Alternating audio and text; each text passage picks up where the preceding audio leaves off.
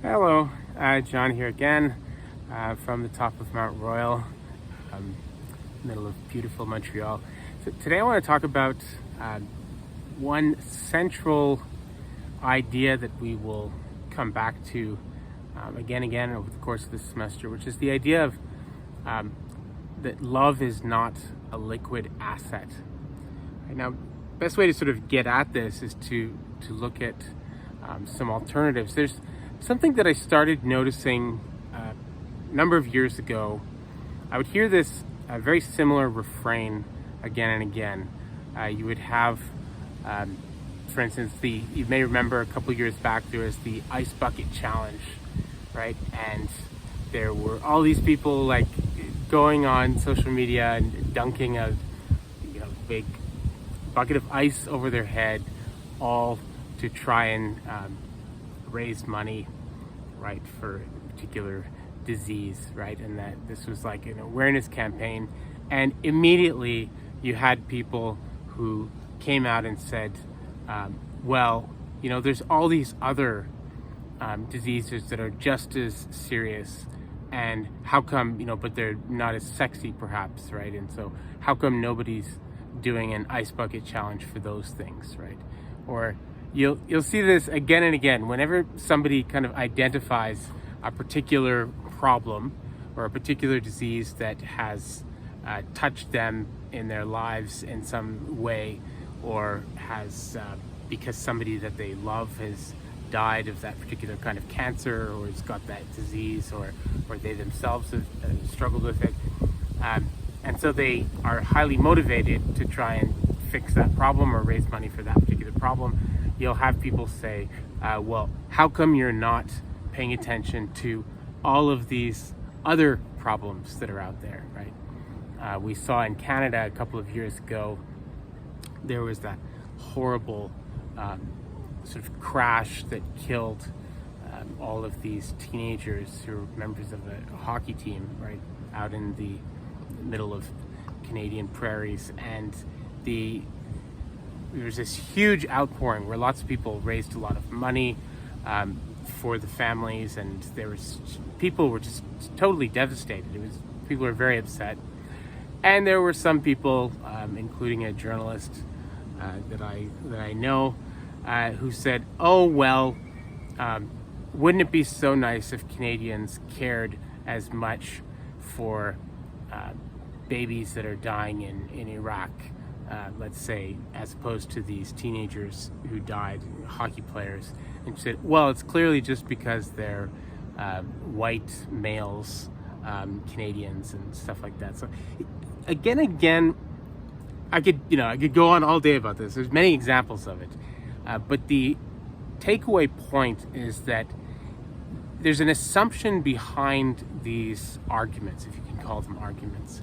And the assumption is that somehow love is a kind of liquid asset. And so they want you to care about the things that they care about just as much as you care about the things that you actually do care about, right? And it's an argument from a kind of fairness, right? That let's say for argument's sake that you have 1,000 love points or something like that, right?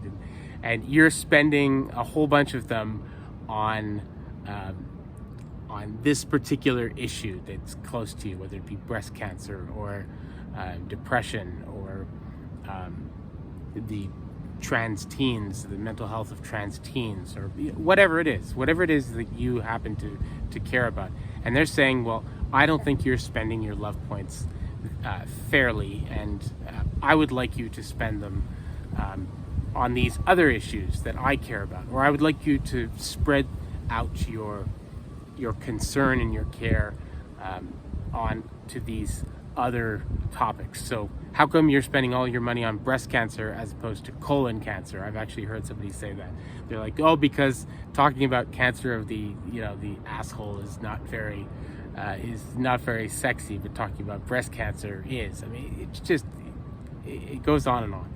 Now, the problem with this is that that's actually not how we love. That's not how we are, right? We have very particular connections to particular people. Like, I don't love mothers in general. I love my mother, right? I don't love cities in general. I love my city, Montreal, right? I don't love rivers in general. I love the St. Lawrence River, right? I don't love mountains in general. I love Mount Royal, right? I love my children, right? That doesn't mean that I don't care about other people's children, or I don't care about other people's cities or other people's mothers. It's just my love for particular people in particular places is rooted in the fact that I am a person with relationships, with connections, that is situated. I'm not a free-flowing, floating kind of